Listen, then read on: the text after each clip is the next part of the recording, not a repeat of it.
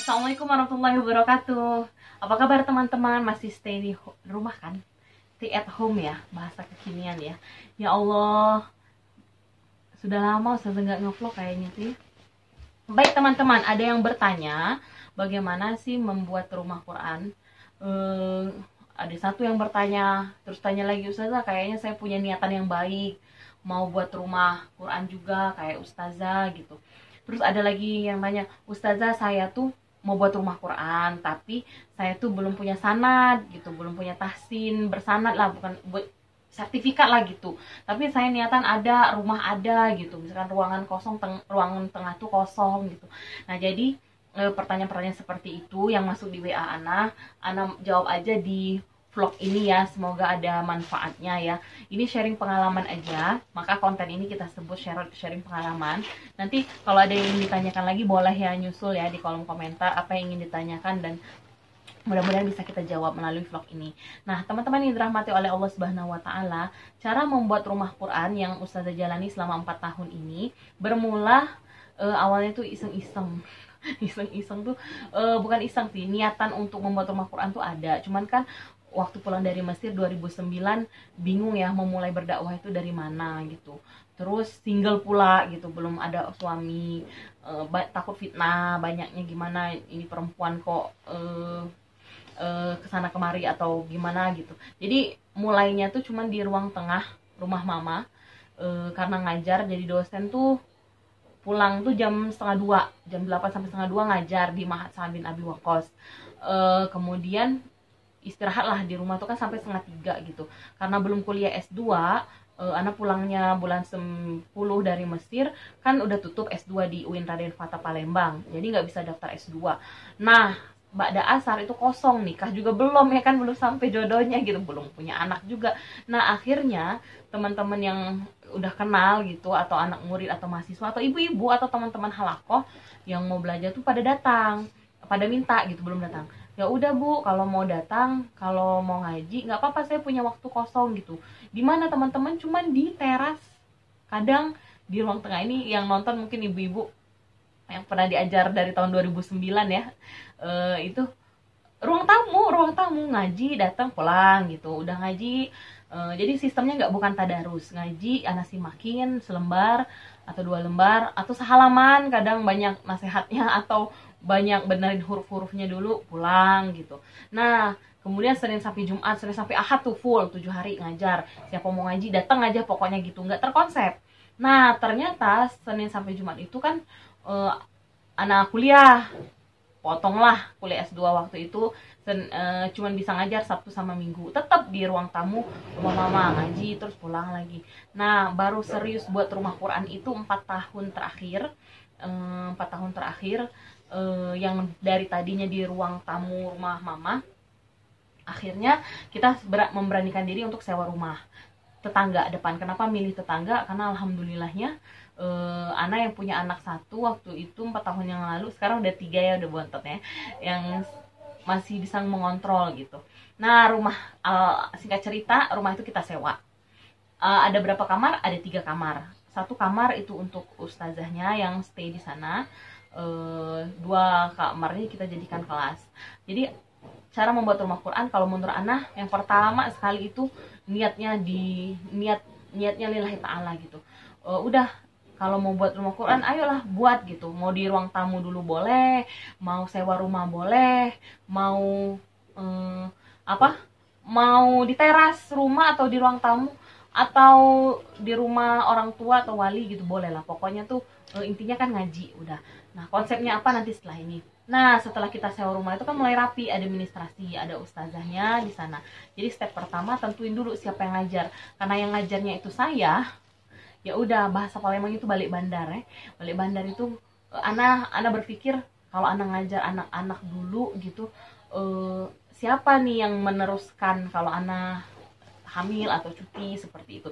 Jadi Ana memilih anak-anak alumni Mahat Sa'ad bin Abi Waqqas, tempat Ana mengajar 10 tahun di sana sebelum resign ya.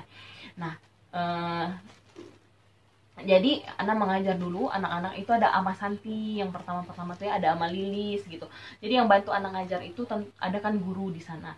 Setelah itu baru kita bagi kelas. Nanti bagi kelasnya di vlog selanjutnya ya, kita buat kelasnya gimana. Nah, setelah ada rumahnya, ada ustazahnya.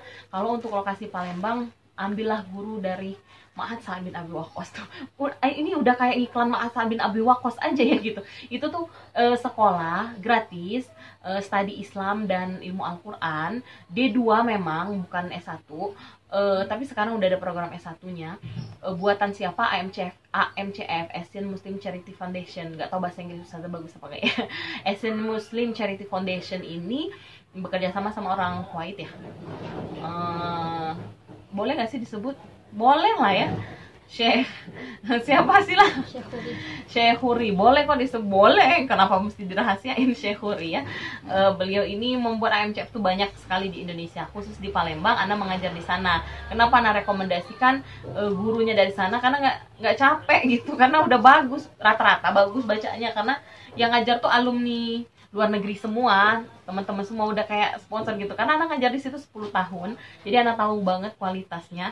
Walaupun katakanlah kata orang hanya D2, tapi untuk kalau menurut anak sih bagus untuk rekomendasi mencari. Jadi teman-teman yang di Palembang mau buat rumah Quran, ambillah guru-guru dari Ma'had Sa'ad bin Abi Waqqas, nggak capek banget. Setelah itu tentukan kelas, tentukan jam masuk. Nanti kita bicara kurikulum ya.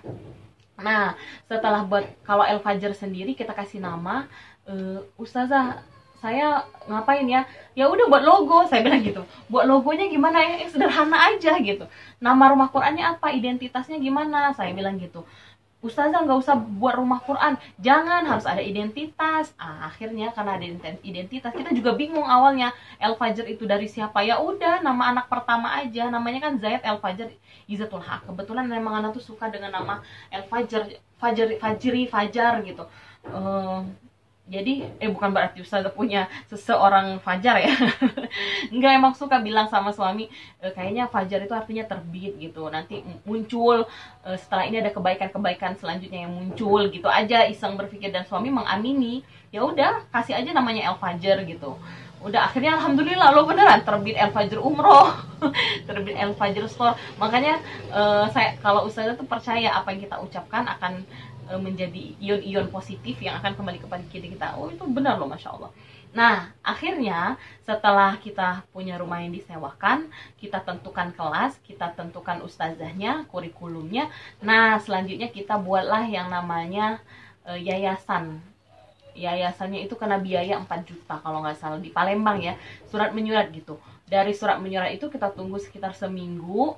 Terus Ustadz mengurus NPWP, gratis NPWP-nya, datang aja pokoknya lengkapin berkas. Terus kita ke bank, disaranin sama jamaah, Ustazah buat rekening yayasan apa gitu. Udah, akhirnya kita pilih bank BNI Syariah, kita buat yayasan, udah selesai. Jadi secara administrasi insya Allah udah mulai agak rapi setelah 4 tahun berjalan ya. Jadi buat rekening yayasan itu baru setahun ini ya sih lah ya. Iyalah, baru 1 tahun ini kita buat rekening yayasan itu, karena itu usulan dan untuk menjauhi fitnah juga. Jadi kalau ada yang mau bantu santri-santri kita yang kita gratisin, jadi yang digratisin itu ada sekitar berapa sekarang? 20 ya, 20 santri mukim, dan berapa gitu jumlahnya tuh yang kita gratisin, lupa, nanti tanya Rani ya. Rani, berapa Ran yang kita gratisin kelas sore sama kelas pagi? Nah itu nanti ada di datanya.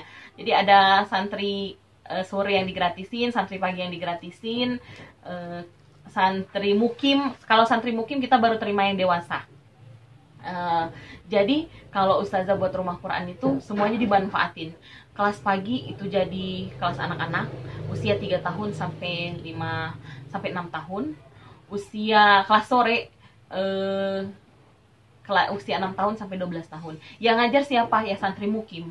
Santri mukim itu kita terima yang tamat SMA, yang kita gratiskan jika dia sudah menghafal juz 30.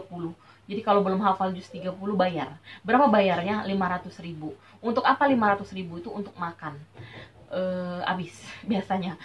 Wifi siapa yang bayarin? Ustazah ya. Terus sokongan ya, sokongan. Jadi santri mukim itu kita bagi, ada yang fokus emang menghafal aja gitu, ada yang dia tuh nyambi kuliah. Jadi kita bolehkan kuliah. kapan dia nyetor hafalan ke ustazah, ba'da asar atau ba'da maghrib. Tapi saya dulu teman-teman ya, nanti pakai kurikulum apa detailnya silahkan klik link berikut. Terima kasih. Assalamualaikum warahmatullahi wabarakatuh.